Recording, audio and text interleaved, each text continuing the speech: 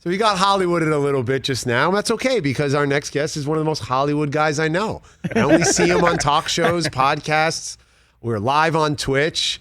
It's Matt Walsh who joins the show. How are you, Matt? Great to connect on another entertainment program. I prefer Twitch icon, Ben. I don't even know what that is. I barely know what Twitch is. That was an education last week. Things are good. It's hot in the valley. How are you? Doing well. I wonder if you're sweating it out about who your starting quarterback's going to be, Andy Dalton or Justin Fields. Are you feeling confident with your Chicago Bears heading into this season? I think it'll be Andy Dalton. I think they paid money for him to teach, a little bit to the youngster and also let him transition. I hope they don't pull him out too early. That's my goal. Is if I'm them, assess the schedule. If we're 8-8, if we're shooting for 8-8, or if we're going to squeak into the playoffs, then maybe trot Fields out. But I don't see Andy Dalton lasting the whole season, I'll be honest. You can hear the pain in Matt's voice as a Bears fan. That's the energy and the hope and the excitement you want going into a season. Well, if we're shooting for 8-8, maybe we'll have this guy. I mean, it's been tough being a Bears fan. What do you think your lowest moment has been as a Bears fan in your career? Oh, my God. Drafting a Canadian Football League for our coach, a superstar named Trustman. Having him run the program into the ground. That was a low point. I got to experience one of the high points in recent years at Soldier Field. My Aunt Jean is a diehard Bears fan. She wears a Bears head on her head when we go to the games. And they beat Aaron Rodgers and the Packers to win the NFC North. When you see what's going on with Aaron in Green Bay, it's got to get you excited as a Bears fan and their chances this year. Yeah, it is. It's he's the number one Bear killer.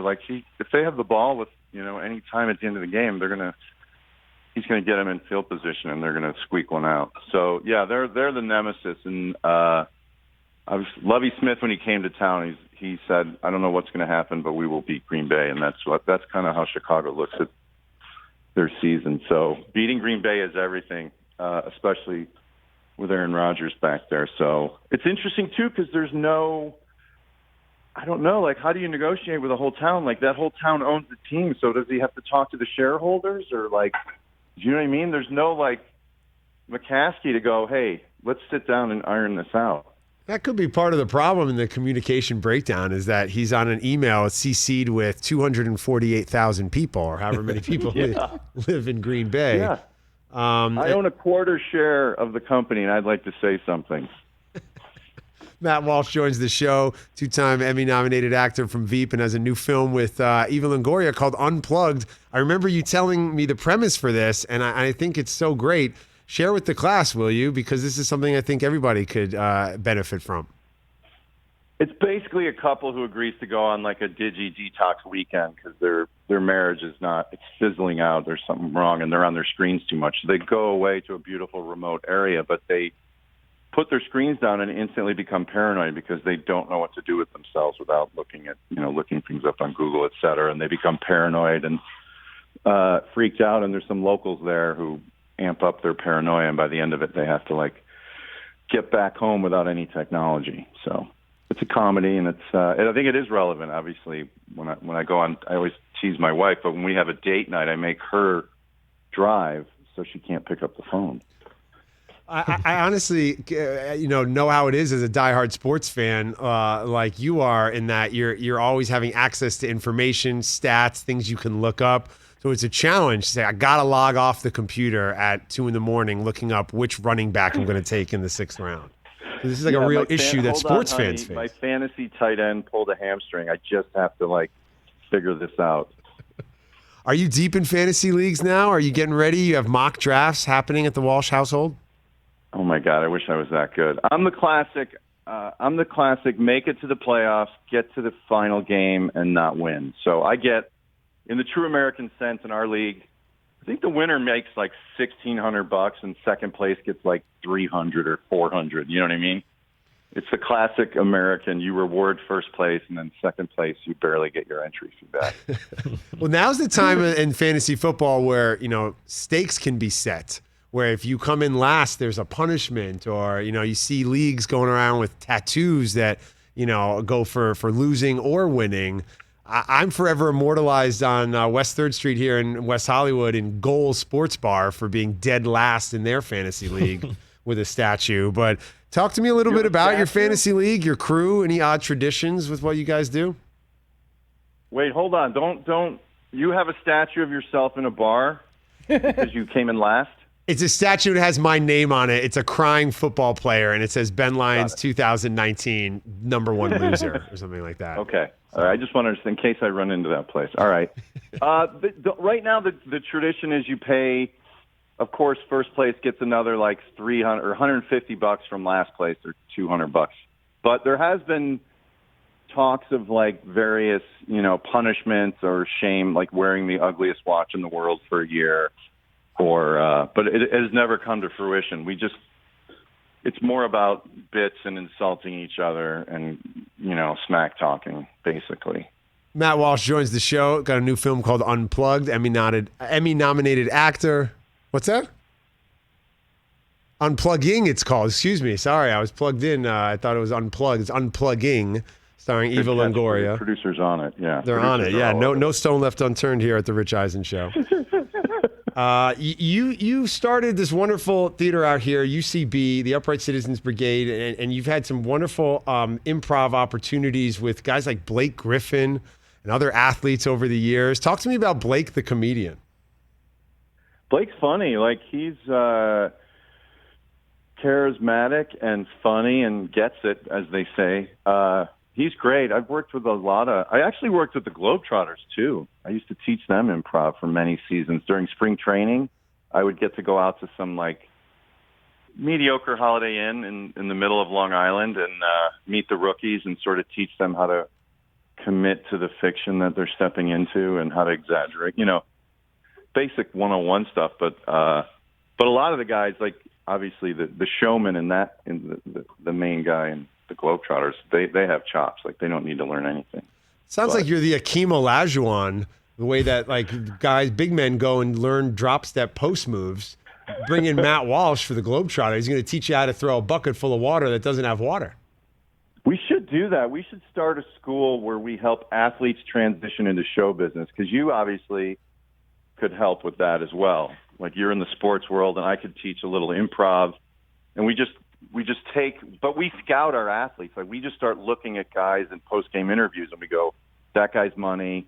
No, he'll never make it. So we just start recruiting them, and then we just build a dynasty of all the best acting athletes. That's what I'm doing right now, watching these Milwaukee Bucks celebrate their NBA title. I'm scouting for our improv comedy league. I think PJ Tucker, with his bottle of champagne and 2 natty lights, has a bright future. Who's the most charismatic guy on that squad? Who do you think's going to capture the eyes of America for the next few years? Oh, it's obviously the Greek Freak. Obviously the Greek Freak, but we've been having a lot of fun celebrating NBA champion Bobby Portis, who at one point punched his teammate when he played for your Chicago Bulls. Now he's getting his name chanted in Milwaukee. He's a champion.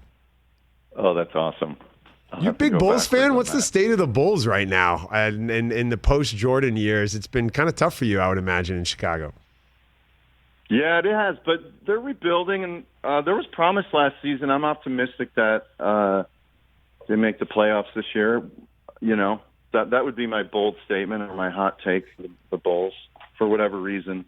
Obviously, the Bucks are amazing, but I think they squeak in. Matt Walsh joins the show. The movie is Unplugging. We played a little game of Celebrity Showdown last week on Twitch. Got to raise some money for charity. You brought your caddy, Andy Richter. What's your golfing scene like out here in L.A.? Where are you playing? Who are you playing with? You had a nice swing. Oh, come on. Ben won that match, for anyone who cares about the stakes of that. Him and his partner destroyed Apparently 2 million people watched, including some guy named Squatting Dog on Twitch, so they were all excited. Was it really 2 million people? That's crazy. Isn't that ridiculous? You work so hard to have your art shown, but you and I hitting golf balls in a simulator has 2 million people named Squatting Dog watching. Yeah, we have 2 million people now, right, listening to this. I play a lot of the municipal courses, with guys like Richter and a bunch of comedy writers. Scott Armstrong, who wrote Old School and those kind of movies. semi-pro.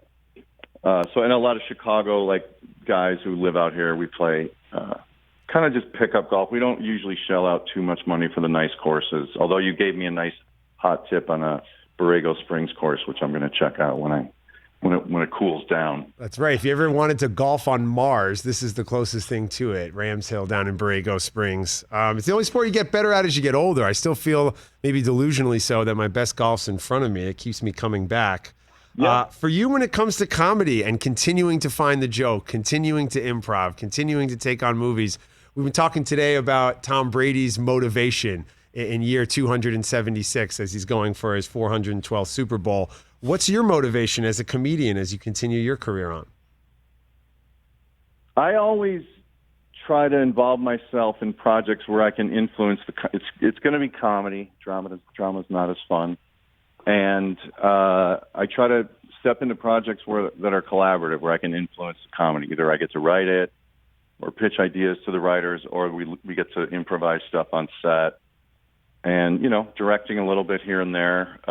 Obviously, you get the most influence. But going back to golf, I feel like golf is the one sport with the most, diminishing returns. Because everybody I know, every friend I know, I just went back to Chicago, they were practicing in their yard all summer, and then they never got better. And I feel like any other endeavor in life, if you spend as much time focusing like you do on golf, you would have built a guest house, or you would have built a sailing boat from scratch. You know what I mean? The hours that people put in to get better at golf aren't as fruitful as other pursuits. Would you agree with that? I agree 100%. And I also think it's the only sport you can watch on television and watch the best in the world do it and think to yourself sitting on the couch, oh, I can do that better. It's the only sport where you have that feeling sitting on the couch. You're right, because it doesn't look that athletic. It's not like someone's leaping from the free throw line and, dunking. Matt Walsh joins the show. The movie is Unplugging, and you can watch him on Twitch playing golf very soon, I'm sure. Appreciate you taking the time. Get excited for Justin Fields. I know you got beige water pistol and you're fired up, but when Justin Fields shows up, then things get serious. Oh, he's going to be great. That's why I don't want to ruin him. I want to lay off him as much as we can. And did you get to see the new Space Jam? Did you care about it? I'm waiting to take my niece and nephew. I want to go through childlike eyes. And I want to see it through with their enthusiasm. So hopefully do that coming up. Why did you get a chance to go see Space Jam? I love LeBron. I'm a LeBron fan, and I saw a little bit last night, and I wasn't, because the kids had it on. I wasn't drawn in, and they weren't totally on board, but I'll watch it. So I just want to see what the adults think of Space Jam and think of LeBron and the other the NBA actors in the movie. Oftentimes, Matt, when you think of the great pieces of a cinema, whether it's something in recent years like Roma, it's much more deeper appreciation on a second viewing. So hopefully a deeper dive on Space Jam, you'll get some of the nuances that are throughout the film, I'm sure. And I guess if you had to cast the next Space Jam 3, would you go with the Greek Freak at this point? Oh yeah, I mean, let's go global. Okay. Let's get everybody Bigger involved. Market. I mean, this guy's he's gonna listen, Matt. When you have a Greek philosopher from Milwaukee telling you that your ego is in the past and your pride is in your future, but your presence is your humility, that sounds like an animated movie for kids, doesn't it? Yeah, that's a good hero. I love that guy. Yeah, he's pretty special. Yeah. Thanks for taking some time, man. I hope to see you on a talk show or podcast soon. Yeah, nice catching up. Matt Walsh joining the show, diehard Bears fan. Tempered expectations. Not wanting Justin Fields out there. Right, week one. I know. I was surprised. He's like, if we go for 8-8, that'll be great. It just shows you how a Bears fan has been beaten down for all these years. Hey, you watched all the way to the end. Thanks for that. Watch more right here.